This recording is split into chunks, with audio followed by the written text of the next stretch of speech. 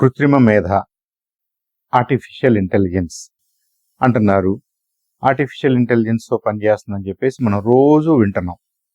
అంటే వంటగదిలో నుంచి, వ్యవసాయ రంగంలో నుంచి, స్కూల్స్, యూనివర్సిటీస్ నుంచి రాకెట్స్ తయారు చేయటం, శాటిలైట్స్ను ప్రయోగించటం, ఇలా ఏ రంగంలో చూసినా కానీ ఆర్టిఫిషియల్ ఇంటెలిజెన్స్తో పనిచేస్తున్నారు, ఆర్టిఫిషియల్ ఇంటెలిజెన్స్ టూల్స్ పనిచేస్తున్నాయి అంటున్నాం.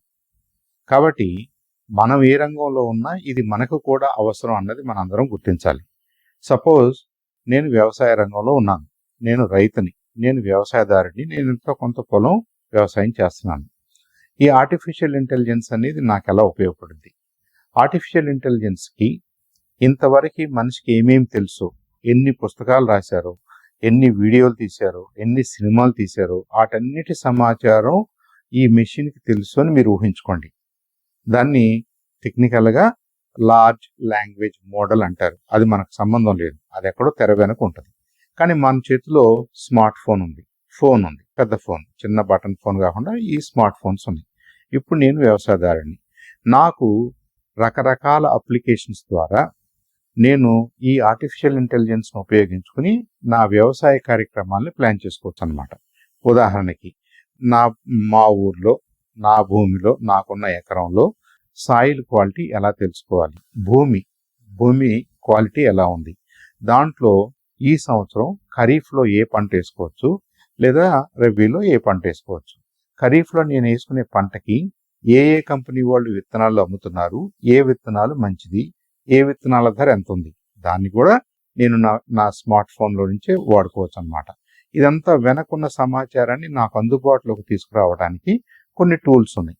దాన్ని చాట్ జీపీటీ అంటారు, జెమినీ అంటారు. మీ ఇంట్లో గనక చదువుకునే స్టూడెంట్స్ ఎవరైనా ఉంటే వాళ్ళని అడిగి వ్యవసాయదారుడికి ఈ పరికరము, ఈ కృత్రిమ మేధ, ఈ ఆర్టిఫిషియల్ ఇంటెలిజెన్స్తో పనిచేసే ఏమేమి టూల్స్ ఈ ఫోన్లో ఉన్నాయో వాళ్ళ ద్వారా మీరు ఒక 10 నిమిషాలు నేర్చుకున్నారంటే మీరు ఇవన్నీ చేసుకోవడానికి అవకాశం ఉంటుంది.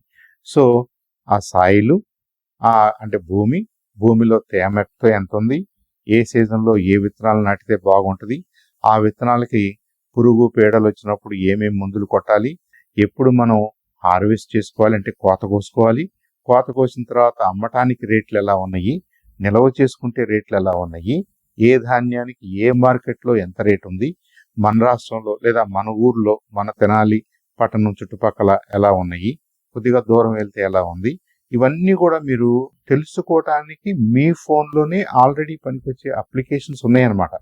ఇప్పుడు మనం ఫోన్ చేసి ఎంత ఈజీగా మాట్లాడుతున్నామో, రేపటి నుంచి వ్యవసాయానికి సంబంధించిన ప్రతి విషయాన్ని కూడా మీరు మీ ఫోన్ ద్వారానే తెలుసుకోవడానికి అవకాశం ఉంటుంది. కాబట్టి కృత్రిమ మేధ అంటే చదువుకున్న వాళ్ళకనో, సాఫ్ట్వేర్ ఇంజనీర్లకనో, ఐటీలో పనిచేసే వాళ్ళకనో, డాక్టర్లకనో, ఇంజనీర్లకనో కాదు.